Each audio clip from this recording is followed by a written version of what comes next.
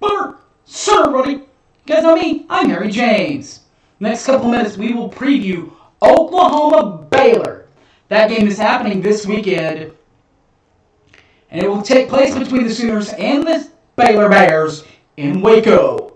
Alright, guys, so the next game that Tony and I will be hopefully going to, Oklahoma Baylor, let's break that down. But first, let's get you the Sooner stumper for the game, and that is, this is a new stadium for Baylor that we're going to be going to.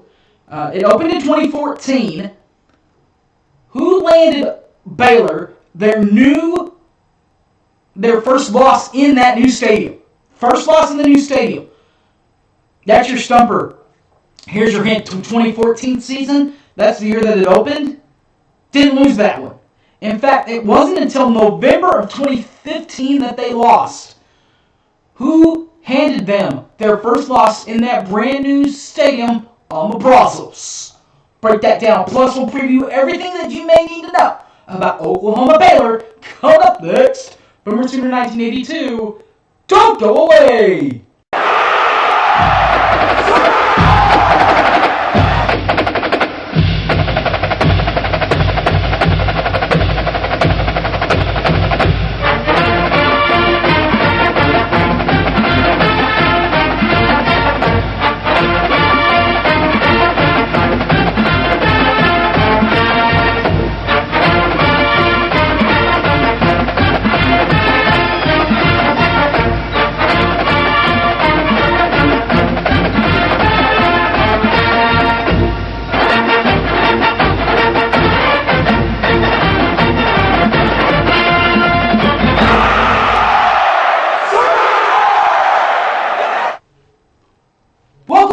Everybody, you guys know me, I'm Harry James.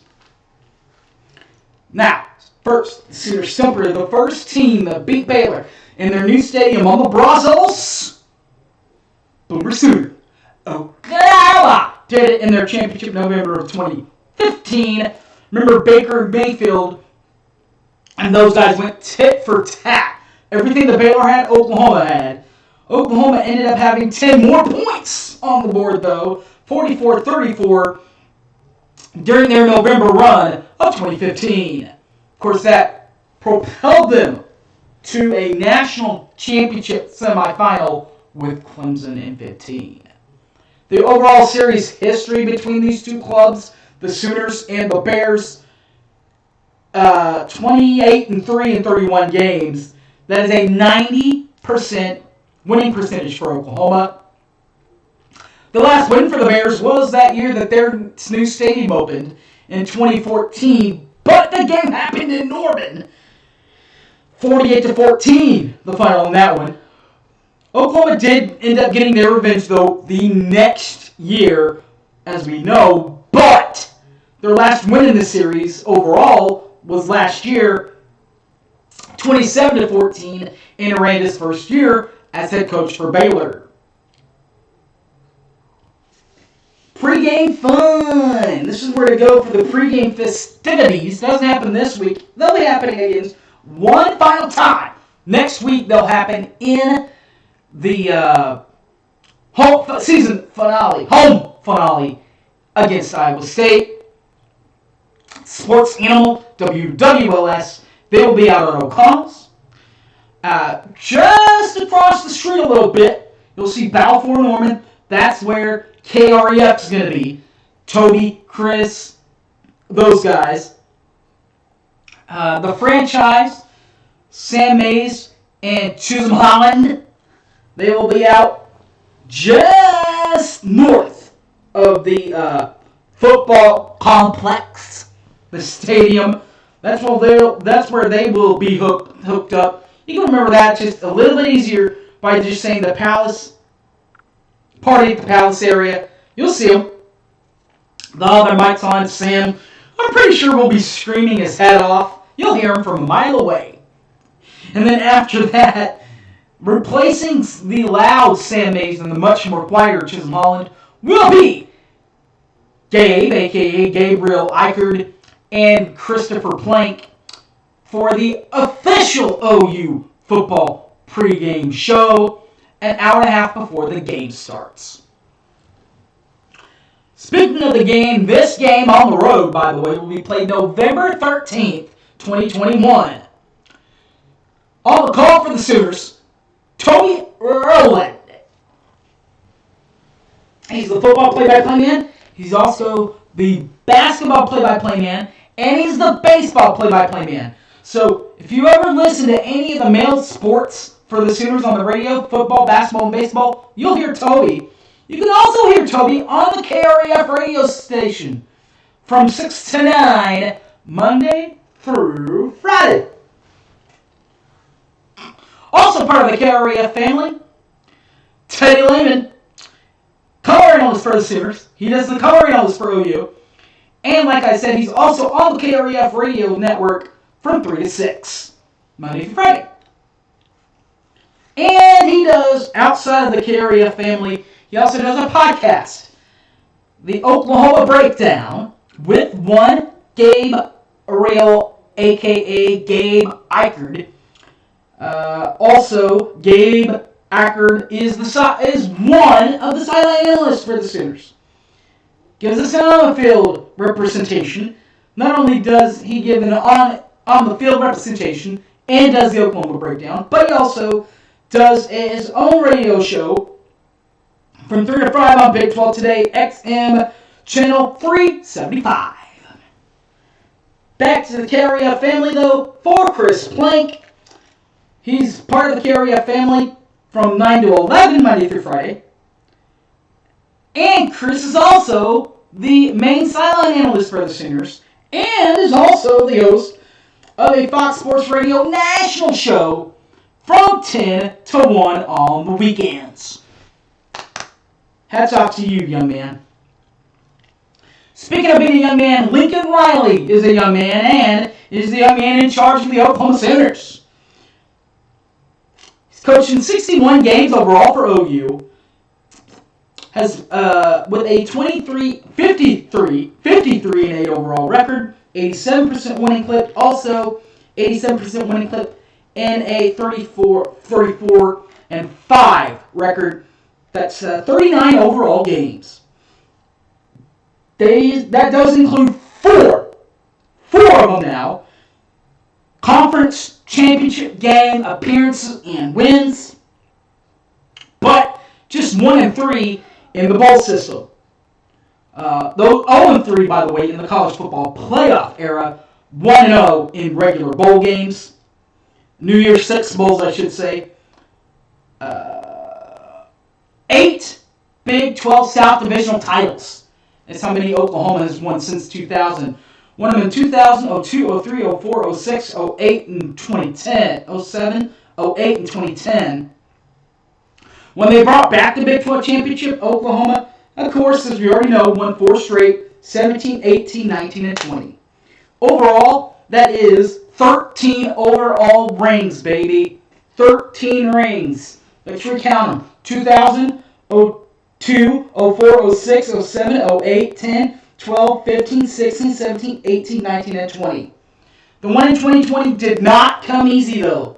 They had to come from the back, starting off 0-2, but came back to win 8 straight to proceed, or I guess 6 straight, to an 8-2 overall record, 6-2 in league action, second place in the Big 12 Conference. They did, however, make it all the way to the championship game, and they beat one of the 2 teams that beat them in the regular season. Iowa State got them 27-21 in the Big 12 championship in Dallas, earning them the right to play against the University of Florida and Dan Mullen. And guess what, guys? They won that one too, 55-20. The 2021 Oklahoma offense looks pretty much like it used to with new quarterback Caleb Williams. Now that it's at full effect, is averaging 42.3 points per ball game and 447.0 yards per ball game on offense. Grinch's side of the defense surrendering 24.2 points per ball game and 383.9 points per ball game to set up a 9-0 overall record and 6-0 through 10 weeks, including wins over Tulane, 40-35, played in Norman, would have been played in Norman if not for the hurricane. Then had their regular season home opener against Western Carolina, got that one 76-0. They then beat former and I guess current rival Nebraska, got them 26-13 before taking care of West Virginia 16-13. They then beat Kansas State in Manhattan 37-31. They then won the Red River Shootout, Red River Rivalry, whatever you want to call it. Won it 55-48 over Texas at their state fair, by the way.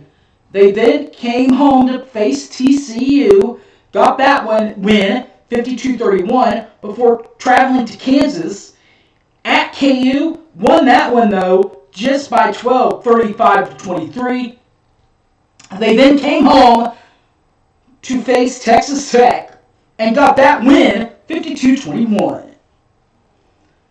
That's it for the Sooners. Now let's talk about the other half of the field, the home field, if you will, at their new stadium. That's the Baylor Bears.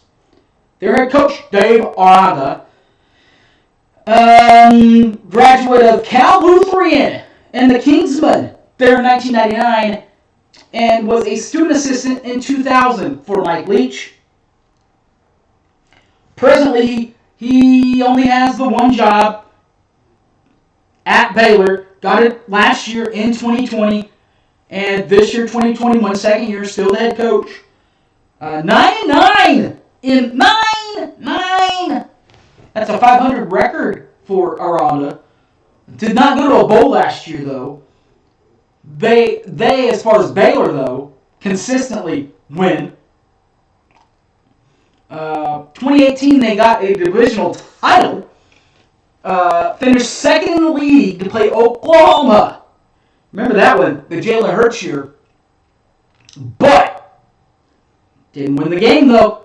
Oklahoma won the regular season and the Big 12 championship. The Big 12 championship, though, in the title game was played in overtime.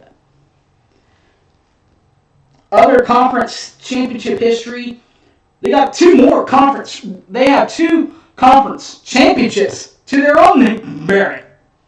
This one right here in 13, and this one right here in 14. Now, the second one in 14, the 13 one, they got all by themselves. No ties, no nothing. 14, though, they did tie with TCU for the title. TCU actually won the, Baylor actually, won the outright title with no championship game appearance. 2020, though, a recap of last year, 2-7. 2-7, that's it, yeah, 2-7 in league play. They finished ninth, and they did do one thing Oklahoma could not do last year. They beat the Wildcats of Kansas State, 32-31 victory there by Baylor. This year, though, 2021, much better. In fact, flip it from 2-7 to 7-2. Not a bad start, right? 4-2 in league play inside the Big 12 Conference. It all started, first game at Texas State, got that win, 29-20. They then took care of Texas State, 66-7, and they won at Kansas for their season opener, conference opener, by the way, 45-7. They played that one so early because they do have an independent coming in later with BYU. We'll get to that in a minute.